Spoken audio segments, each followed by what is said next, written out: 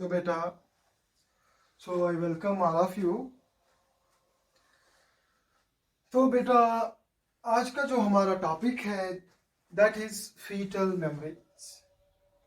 हमारा आज का जो टॉपिक है वो है फीटल मेम्ब्रेन्स क्या है। तो फीटल मेम्ब्रेन्स स्टडी करने से पहले मैं आपको याद दिलाना चाहता हूं कि लास्ट लेक्चर में हमने पढ़ा था गैस्ट्रुलेशन क्या है।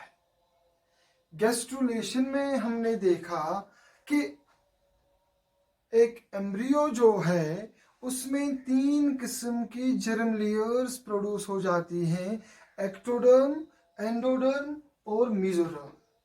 जब एक एम्ब्रियो में 3 किस्म की जर्म लेयर्स डेवलप हो जाए, एक्टोडर्म, एंडोडर्म और मेसोडर्म, तो अब हम कहते थे उस स्टेज को वो है गैस्ट्रुलेशन। तो हमने देखा कि गैस्ट्रुलेशन के बाद अब उन जर्म लेयर्स से क्या बनते हैं, टिश्यूज, टिश्यूज से बनते हैं ऑर्गन्स और एक फीटस डेवलप होता है। गैस्ट्रुलेशन चूंकि 8th वीक तक कंप्लीट हो जाती है, तो बेटा साथ साथ कुछ ऐसी स्ट्रक्चर्स भी बनते हैं जो इस एम्ब्रियो और फीटस को सपोर्ट करते हैं बहुत तरीकों से। जब एक एम्ब्रियो डेवलप होता रहता है तो उसके साथ साथ उसको सपोर्ट करने के लिए, फॉर एग्जाम्पल उसका टेम्परेचर कांस्टेंट रखने के लिए, उसकी ग्रोथ को प्रमोट करने के लिए, उसके डेवलपमेंट के लिए, उसके न्यूट्रिशन के लिए कुछ ऐसे स्ट्रक्चर्स डेवलप होते हैं जिनको बेटा हम बोलते हैं फीटल मेम्ब्रेन्स। और ये फीटल मेम्ब्रेन्स कहाँ से प्रोड्यूस होते हैं? ये प्रोड्यूस होते हैं from the germ layers.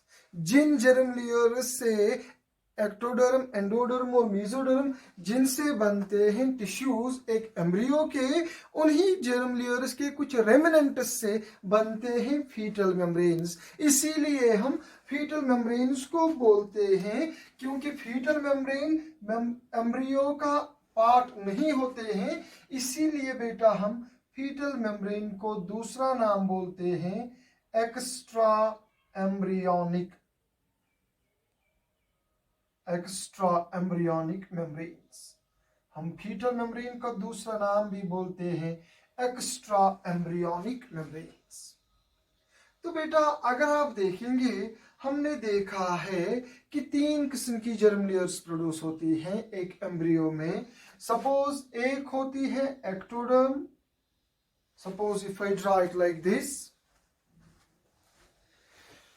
Suppose एक होते हैं बेटा ectoderm, see I draw the ectoderm over here, black colour से मैं एक्टोडर्म ड्रा कर रहा हूं। तो दूसरी फीटल मेम्ब्रेन जो है, सपोज मैं कहता हूं कि that is on the inner side, तो बेटा आप उसको क्या कहेंगे? उसको कहेंगे आप एंडोडर्म। सो इफ आई से 3 किस्म की जर्म लेयर्स हैं, what is this? This is ectoderm. इसको क्या बोलेंगे बेटा? एक्टोडर्म। इसको क्या बोलेंगे आप? बिलो वाली को इसको बोलेंगे आप this is endoderm. This is endoderm. ये 3 किस्म की जर्म लेयर्स बनती हैं, समझिएगा, पूरा ध्यान रखिएगा, तभी हमें फीटल मेम्ब्रेन्स जो है वो समझ आएगा। तो इन दोनों के बीच में क्या होती है? मेसोडर्म। ये जो मेसोडर्म एक्टोडर्म और एंडोडर्म के बीच में होती है वो एक्चुअली स्प्लिट होती है इनटू 2 लेयर्स। एक लेयर होती है, suppose this is the mesoderm, it splits into 2 layers. One layer lies towards ectoderm, another layer lies towards endoderm. Is that clear? I tell you, mesoderm divides or splits into 2 layers. mesoderm की जो layer होती है towards ectoderm, that is called as somatopleuric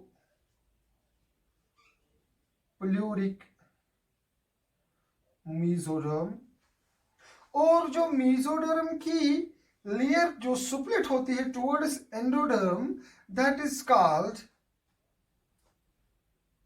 इसको हम बोलते हैं सोमेटोप्यूरिक mesoderm, और जो मेसोडर्म की लेयर होती है towards endoderm, that is called splanchnopleuric mesoderm. तो मेसोडर्म जो होती है ये स्प्लिट हो जाती है इनटू 2 लेयर्स।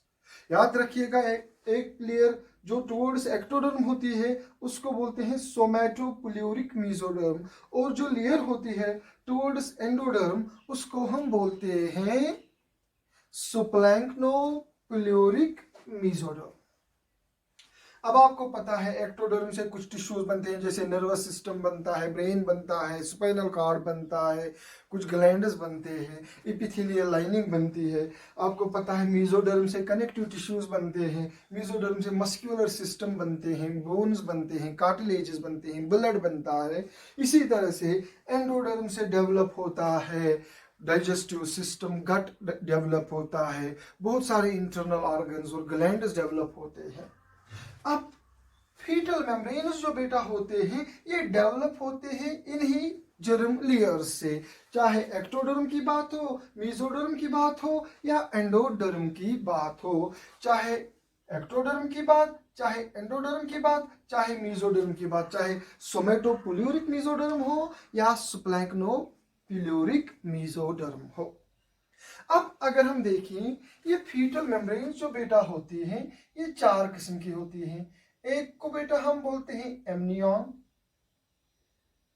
जो एम्ब्रियो होता है, एक तो होती है एमनियन, दूसरा होती है बेटा उसको बोलते हैं कोरियन, तीसरी होती है उसको बोलते हैं बेटा योक सैक, और चौथी जो होती है दैट इज कॉल्ड एलेंटॉइस। क्या बोलते हैं? तो फीटल मेम्ब्रेन्स 4 किस्म की होती है। कौन कौन सी? Amnion, chorion, yolk sac and allantois. तो इन चारों जर्म लेयर, जो चारों की चारों जर्म लेयर्स होती हैं, ये एम्ब्रियोनिक डेवलपमेंट में डेफिनेटली इनका बहुत इंपॉर्टेंट रोल है, ताकि एक एम्ब्रियो और एक फीटस की ग्रोथ नॉर्मल तरीके से हो। ये बहुत सारा काम करते हैं। ये एम्ब्रियो को नरिशमेंट में मदद देते हैं, एम्ब्रियो में ब्लड सेल्स प्रोड्यूस करते हैं, एम्ब्रियो की रेस्पिरेशन में, एम्ब्रियो की एक्सक्रीशन में मदद देते हैं। तो अब हम इनको एक एक करके पढ़ते हैं। तो पहले हम स्टडी करते हैं बेटा एमनियन। तो मैं कह सकता हूं कि आज का हमारा टॉपिक जो है दैट इज एमनियन। तो बेटा एमनियन क्या है? Amnion is a fetal membrane. कहां से बनती है? ये बनती है जर्म लेयर से। किस किस जर्म लेयर से? एक्टोडर्म से बनती है, एंडोडर्म से बनती है या मेसोडर्म से बनती है, ये अभी हम देखेंगे। पहले आपको याद रखना है ये जो फीटल मेम्ब्रेन है, ये जो एमनियन है, जो बैग लाइक स्ट्रक्चर होता है। एमनियन जो होता है ये एम्ब्रियो के अराउंड एक बैग, या मैं कह सकता हूं एक सैक लाइक स्ट्रक्चर होता है। एम्ब्रियो के अराउंड एक बैग या सैक जैसा स्ट्रक्चर होता है। जिन स्पीशीज में, जिन एनिमल्स में एमनियन होता है उनको बेटा हम बोलते हैं एमनियोट्स। तो ह्यूमन बीइंग्स के एम्ब्रियोनिक डेवलपमेंट में हमें वहां पर एमनियन मिलता है, तो हम कहेंगे human beings are amniotes, reptiles are amniotes, birds are amniotes and amphibians are amniotes। Fish को छोड़ के सारे वर्टिब्रेट्स जो हैं वो एमनियोट्स हैं। इसी तरह हम मैमल्स हैं, ह्यूमन बीइंग्स जो हैं वो भी हैं एमनियोट्स। अगर हम बेटा देखेंगे ये एमनियन क्या है, तो मैंने आपको बताया कि ये जो एमनियन है ये एक सैक लाइक स्ट्रक्चर होता है, बैग लाइक स्ट्रक्चर होता है अराउंड द एम्ब्रियो। अगर आप देखेंगे, मैं आपको यहां पर दिखाता हूं। Suppose you consider this is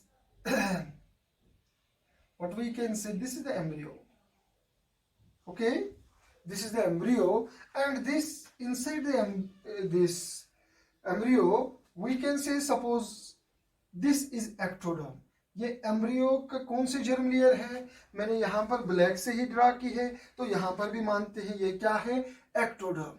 तो एक्टोडर्म के बीच में बेटा क्या होगी, तो मान लीजिए this is endoderm. What is this, what is this, this is endoderm. तो एंडोडर्म से गट बनता है, एक्टोडर्म से नर्वस सिस्टम बनता है, इन दोनों के बीच में क्या होगा, मीजोडर्म। इन दोनों के बीच में मीजोडर्म होगा, बाहर से एक्टोडर्म, बीच में एंडोडर्म, और बाहर से एक्टोडर्म, इनर साइड में एंडोडर्म, और बीच में मीजोडर्म होता है। इस डाइजेस्टिव सिस्टम, ये जो एक्टोडर्म है, ये जो डाइजेस्टिव सिस्टम या गट होता है, यहाँ से दो पाउचेस निकलते हैं, एक ऐसा होता है और दूसरा पाउच भी ऐसा ही छोटा सा होता है। ये एम्ब्रियोनिक गट से दो पाउचेस निकलते हैं, एक पाउच को बेटा हम बोलते हैं योक सैक। क्या बोलते हैं, योक सैक। और दूसरा पाउच जो होता है इसको बेटा हम बोलते हैं एलन टॉयस। क्या बोलेंगे, एक पाउच को योक सैक, दूसरे पाउच को क्या बोलेंगे, एलन टॉयस। ये जो एक्टोडर्म है, आपको पता है ये एम्ब्रियो है, एम्ब्रियो के अराउंड जो स्पेस होती है, it is covered by this ectoderm. ये एक्टोडर्म एक बड़ी सी स्पेस बनाता है अराउंड दिस एम्ब्रियो। ये जो एक्टोडर्म है ये ओवरग्रो करता है, इसके रेमिनेंट्स जो एम्ब्रियो के फॉर्मेशन में बनते हैं, उनके रेमिनेंट्स जो होते हैं वो बनाते हैं एक बड़ा सा पाउच अराउंड दिस एम्ब्रियो, और ये जो एक बैग जैसा स्ट्रक्चर बनता है, इस स्ट्रक्चर को बेटा हम बोलते हैं एमनियन। क्या बोलेंगे, एमनियन। और इस एमनियन के अंदर एक कैविटी डेवलप होती है, इस कैविटी को बेटा हम बोलते हैं एमनियोटिक कैविटी। क्या बोलते हैं बेटा, तो हम कह सकते हैं कि amniotic cavity is a cavity which is surrounded by a fetal membrane that is called amnion. Amnion arises from ectoderm. अब अगर आप देखेंगे amnion जो होती है, it arises from the ectoderm. As soon as amnion is formed, it is formed by the ectoderm. तो 8वें हफ्ते में जब गैस्ट्रुलेशन कंप्लीट हो जाती है, तो 8th वीक में एमनियोटिक कैविटी और एमनियन जो होते हैं ये फुली डेवलप्ड होते हैं। अब जब हम कहते हैं amniotic cavity is a cavity which is lined by ectoderm, अगर आप देखेंगे एक्टोडर्म के बाहर एक और लेयर आती है जो मीजोडर्म की होती है, जो इस एक्टोडर्म को सराउंड करती है। तो हम कह सकते हैं वो मीजोडर्म जो एक्टोडर्म के साइड में होती है उसको हम क्या बोलते हैं बेटा, सोमैटोपुल्यूरिक mesoderm.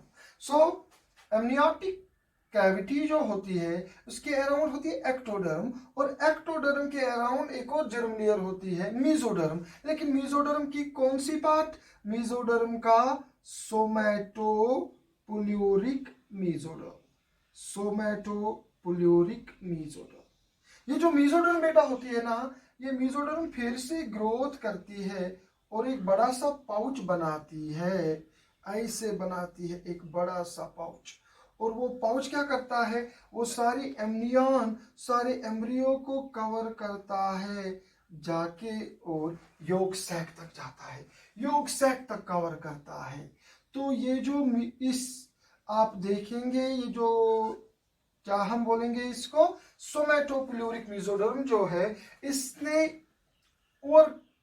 It overlies around this, और एक कैविटी जैसी बन जाती है। इस कैविटी को बेटा हम बोलते हैं एक्स्ट्रा एम्ब्रियोनिक सीलो। क्या बोलेंगे बेटा, extra embryonic silo. So extra embryonic coelom is the cavity which is found inside the mesoderm. Which mesoderm? Somatopuluric mesoderm. अब ये जो कैविटी यहां पर बन गई, आप देखिए एम्ब्रियो के गट से एंडोडर्म से अराइज होता है एक बैग लाइक स्ट्रक्चर, उसको हम बोलेंगे योक सैक। योक सैक के साथ में ही एक दूसरा डाइवर्टिक्यूलम होता है, एक बल्ब जैसा होता है, डाइवर्टिक्यूलम होता है, उसको हम बोलते हैं एलेंटॉइस। इस एलेंटॉइस का काम क्या है उसके बाद देखेंगे, और योग से क्या करता है ये भी इसके बाद देखेंगे। फिलहाल मैं आपको बताना चाहता हूँ, जब एम्ब्रियो है तो एम्ब्रियो के अराउंड एक्टोडर्म की एक कैविटी जैसी बन जाती है जिसको हम बोलते हैं एमनियोटिक कैविटी।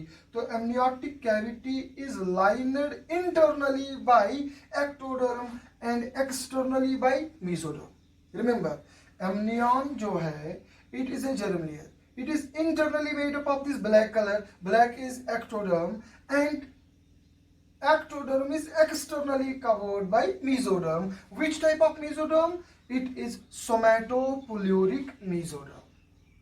दूसरी होती है mesoderm जो एंडोडर्म की तरफ होती है, उसको हम बोलते हैं स्प्लैंक्नोपिलोरिक मेसोडर्म। स्प्लैंक्नोपिलोरिक मेसोडर्म किसको कवर करेगी?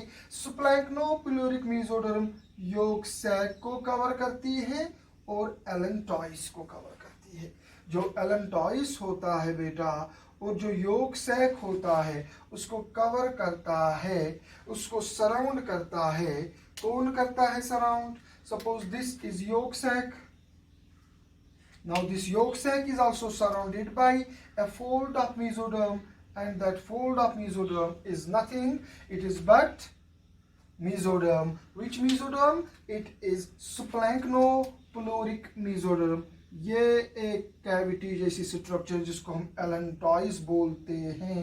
एलेंटॉइस का काम क्या है, क्या काम करता है ये हम आगे नेक्स्ट लेक्चर में देखेंगे।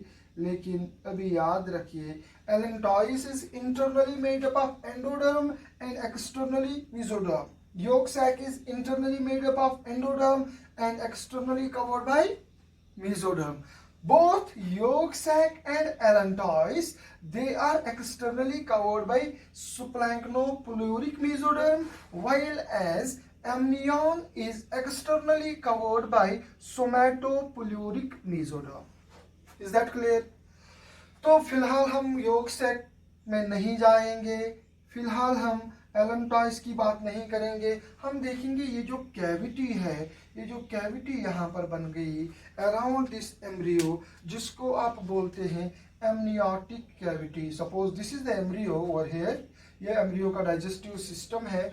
अब इसके अराउंड एक कैविटी बन गई, इसको हम बोलते हैं amniotic cavity. So amniotic cavity is a cavity which is lined, which is formed by a fetal membrane. That fetal membrane is called as amnion. तो जिन एम्ब्रियोज में ये होता है उन एम्ब्रियोज को हम बोलते हैं एमनियोट्स। फिशेस में, फिश एम्ब्रियो में नहीं होता है एमनियन, उनको हम बोलते हैं anamniotes. Amphibians, birds, reptiles और मैमल्स में होता है एमनियन के एम्ब्रियो में, हम उनको बोलते हैं एमनियोट्स। तो एमनियन क्या है? It is a fetal membrane, it is formed from the remnants of the germ layers. It is formed internally by ectoderm and externally by mesoderm. Which mesoderm? That is somatopyloric mesoderm. As long as the development of the fetus takes place, the amnion enlarges. Amniotic cavity expands. At the end of almost 9th month, the amniotic cavity is very large structure. It contains a fluid, almost 1.5 liter fluid are present in this amnion, और हम उस fluid को बेटा बोलते हैं amniotic fluid. क्या बोलते हैं? Amniotic fluid. 36th वीक जो होता है, 36th वीक तक ये एमनियोटिक कैविटी एक्सपेंड होती रहती है। फिर जब प्रेगनेंसी के लास्ट स्टेज आते हैं, लास्ट 4 हफ्ते जो होते हैं, फिर इसकी ज्यादा ग्रोथ नहीं होती है। You know our gestation period in case of human beings is 40 weeks, लेकिन 36th वीक तक एमनियन जो होती है ये ग्रोथ करती रहती है, उसके बाद ज़्यादा ग्रोथ नहीं होती है। तो ये जो फ्लूइड होता है इस एमनियोटिक कैविटी में, इसको बेटा हम बोलते हैं amniotic fluid. The fluid present in the amniotic cavity is called as amniotic fluid। बेटा याद रखिए, अब ये जो फ्लूइड है इसको हम बोलते हैं एमनियोटिक फ्लूइड। लगभग 1.5 लीटर होता है एमनियोटिक कैविटी में। अब ये एमनियोटिक कैविटी या एमनियन जो होता है, it acts just like a balloon.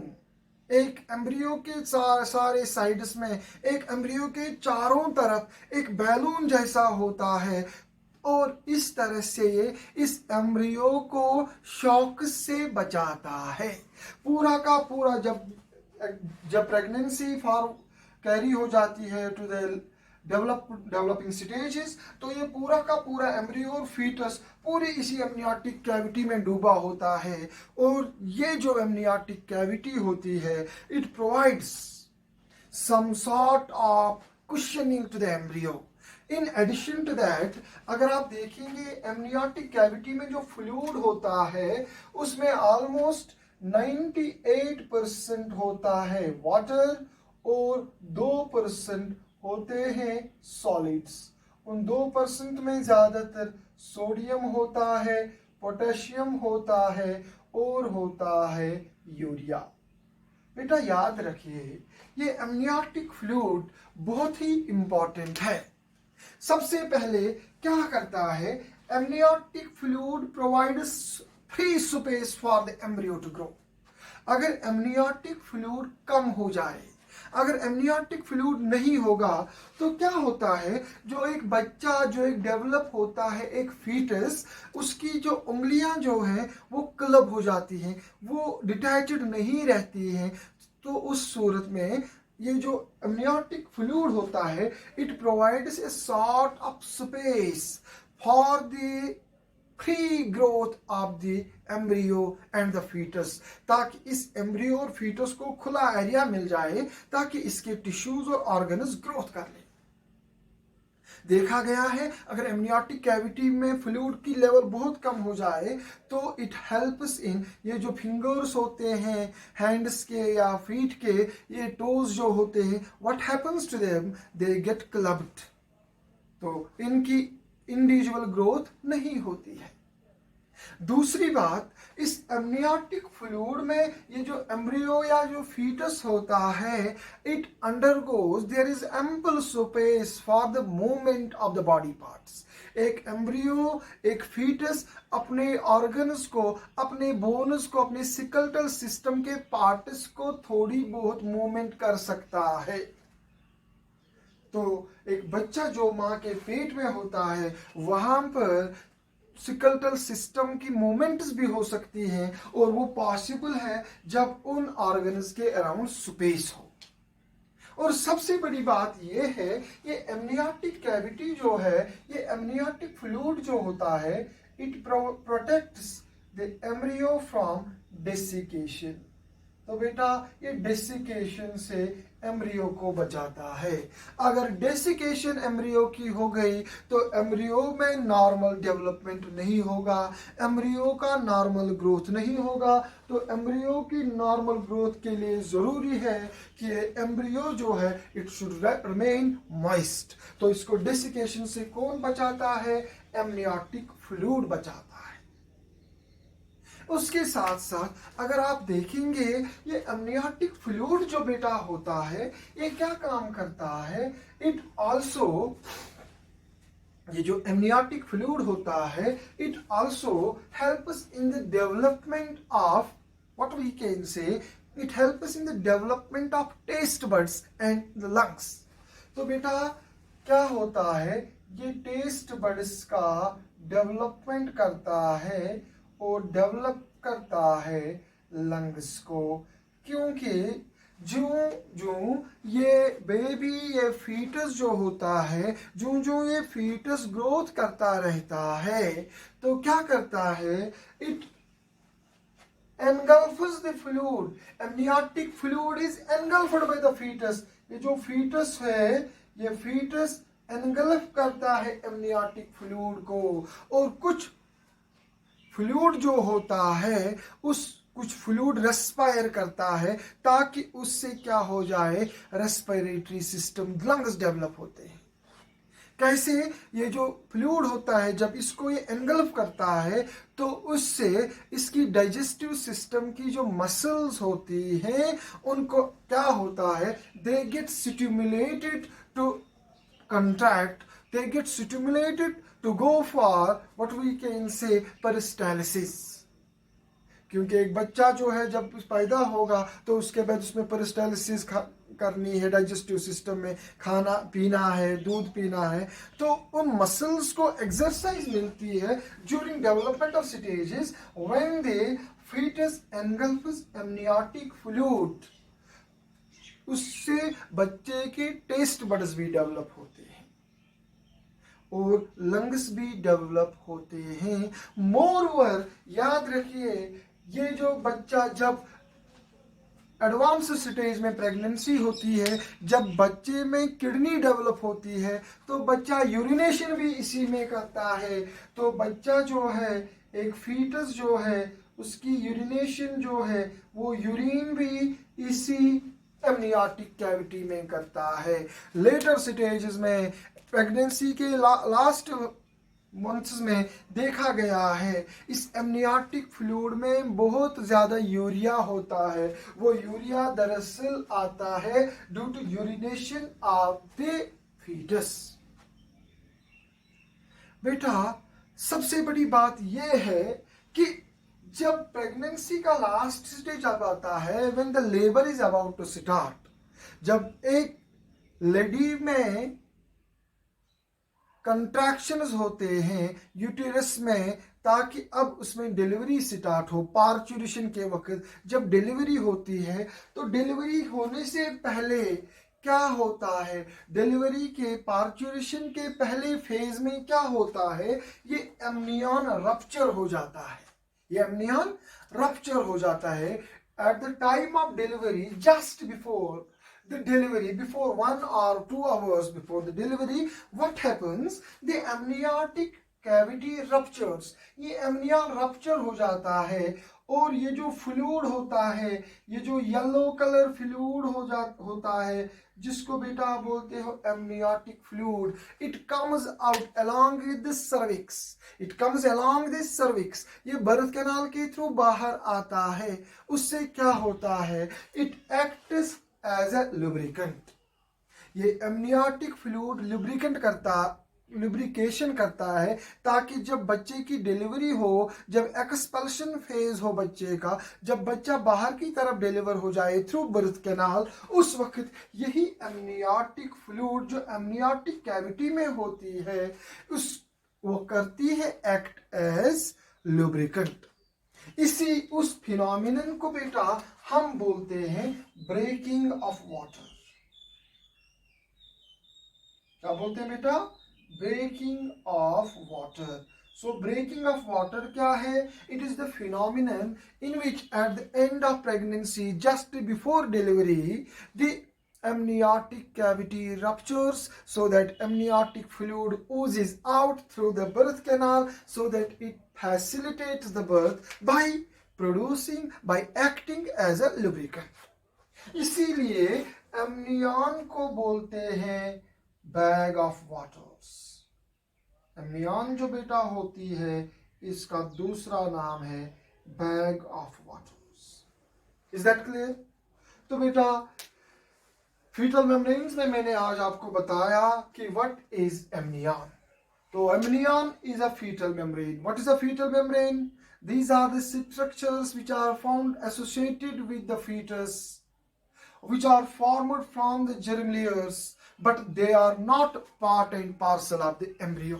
ये एम्ब्रियो प्रॉपर का पार्ट नहीं है लेकिन वो उसका बहुत ज्यादा ख्याल रखते हैं। They are formed from the remnants of germ layers. ये क्या किस्म के हैं? Amnion, chorion, yolk sac and allantois. अभी मैंने कोरियन यहाँ नहीं दिखाया, नेक्स्ट लेक्चर में दिखाऊंगा कि कोरियन कहाँ से आता है। यहाँ पर ट्रोफोब्लास्ट की लेयर बाहर से जो होती है, तो फिलहाल उसके बाद हम देखेंगे। अभी तो हमें पता है जर्म लेयर्स जब गैस्ट्रुलेशन होती है तो तीन किस्म की जर्म लेयर्स बनती हैं, एक्टोडर्म, एंडोडर्म और मेसोडर्म। उनसे टिश्यूज बनते हैं, लेकिन इन जर्म लेयर्स के कुछ पार्ट्स बनाते हैं। योग सैक बनता है एंडोडर्म से इंटरनली, और उसके अराउंड मेसोडर्म। कौन सी मेसोडर्म? सुप्लाइक्नोब्यूलरिक मेसोडर्म। एलेंटॉइस एम्ब्रियोनिक गट से एंडोडर्म इंटरनली, एक्सटर्नली सुप्लाइक्नोब्यूलरिक मेसोडर्म। और ये जो एमनियन है, amnion is formed around the embryo or the fetus. It is internally made up of ectoderm in black color over here, and it is externally covered by mesoderm. Which mesoderm? That is somatopyloric mesoderm. ये जो mesoderm amniotic cavity के around होती है, it forms a bag like structure, जिसके अंदर एक cavity होती है जिसको बेटा हम बोलते हैं एक्स्ट्रा एम्ब्रियोनिक सीलोम।